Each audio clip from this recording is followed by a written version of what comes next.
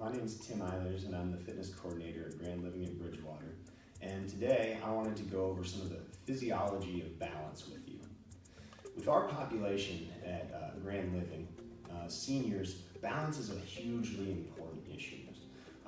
Falls can lead to broken hips, which can lead to a lack of ability to do things. So avoiding falls is one of the best ways to maintain independence for our seniors. Some of the different ways we make sure we address balance is hitting a wide array of different ways that we train. A few examples of that we're going to go over today to kind of give you an idea of how many different things that we kind of look at. The first thing that we're going to go over is the ankle control strategy. That's when you are just using your ankles to catch your balance. So you actually have event detectors in your ankles.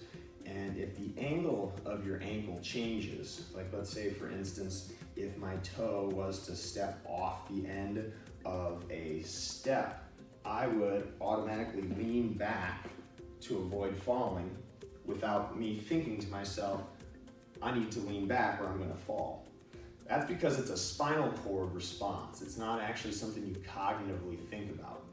When the angle in your ankle changes, your body automatically responds and adapts with your posture to try and correct and keep your body upright.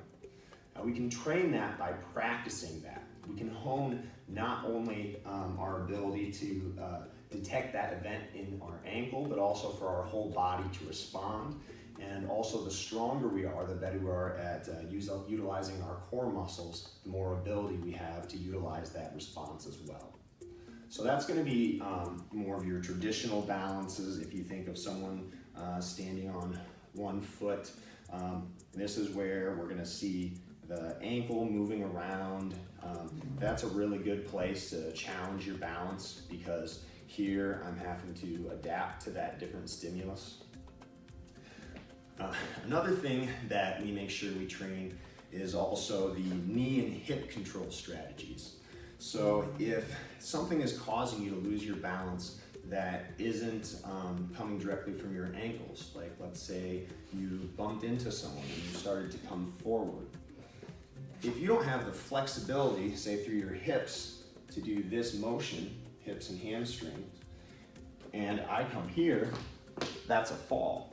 So the difference in being able to move around our torso and being able to move around our knees and in our ankles all gives us more ability to control and catch ourselves. So that's where flexibility in all those areas and mobility becomes hugely important. So I was just going to show you a couple ways that we work on some of the different balance exercises that I was talking about earlier. An example of a way to try and increase the flexibility in your ankles would be a calf stretch where you would just stick one foot back, trying to stretch the back of your leg. You also could let your heels stick off the back of a step. Anything that would stretch the back of your leg here.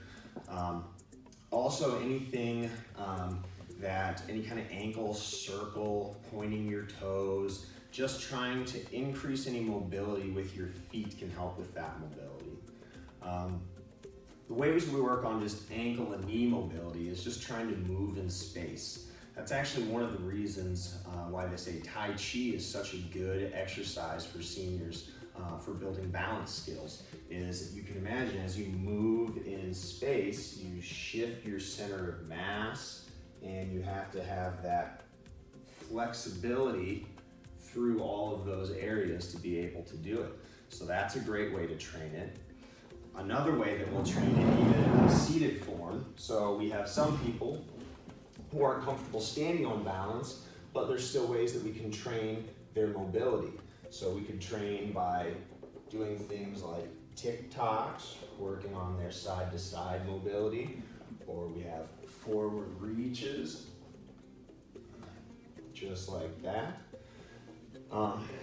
Some of our more classic balance exercises, which we always make sure we have something to hold on to for balance. We actually don't recommend that you practice doing these at home unsupervised, because it's going to put you in a position where it's going to be more challenging to catch your balance. Anytime you take your feet and you put them into a position where they are not so comfortable, where you have to move or feel movement in your ankles, is something that is challenging to your balance. Right here, this would not be something that's challenging to my balance. For a lot of people, this would be. Some people would have to hold on in this position. And ways that we would make this harder or adjust for different individuals is we would start just by narrowing our base of support. The more narrow that base, the less we have for that side-to-side support, and the more challenging it's going to be for our body to move to catch our balance, all the way to coming together, and we work towards staggering feet. We even get to the point where we start to work into dynamic balance. We're also going to be moving. Chances are we could fall while we're actually walking and doing it. We're always going to be sitting there thinking, catch my balance, catch my balance. So we make sure that we move while we do balance exercises as well. One of the things that we do, you can see right here, we do our sobriety test walk. We do our heel to toe walks like this. So we're actually moving as we go. We'll do other things, like even if our balance is, if this level of narrowness of base is challenging for me for balance, we'll do things like playing catch with a ball. So instead of my eyes just staring at one thing and keeping myself level, my focus will shift around and I'll still have to adapt to those changes in my body. So we have all those different stimuluses coming to address these different issues of balance. And another thing that is rarely addressed with seniors, you often hear, when you think about strength training with the senior population, is you want to avoid fast and explosive movements. Anything like a jump or a stomp, a step class, can be jarring on the knees and hips, things that are usually going to be fragile in our seniors. We've worked around that in multiple ways. I was just going to show you one example of that here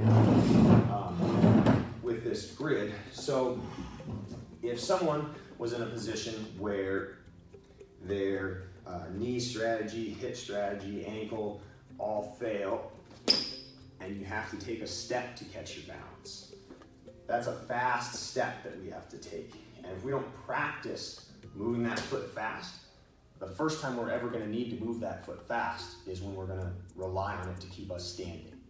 So to practice that, to make sure that we're as ready for that as possible, we do different drills down here, really agility drills, where we will quickly try and tap our feet from one to another.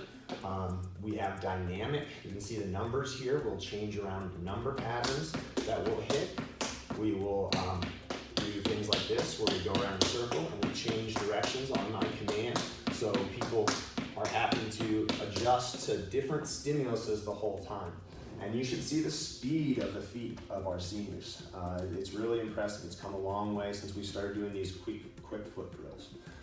So hopefully that gives you a taste of kind of how dynamic and diverse our balance classes are here at Grand Living. Thank you.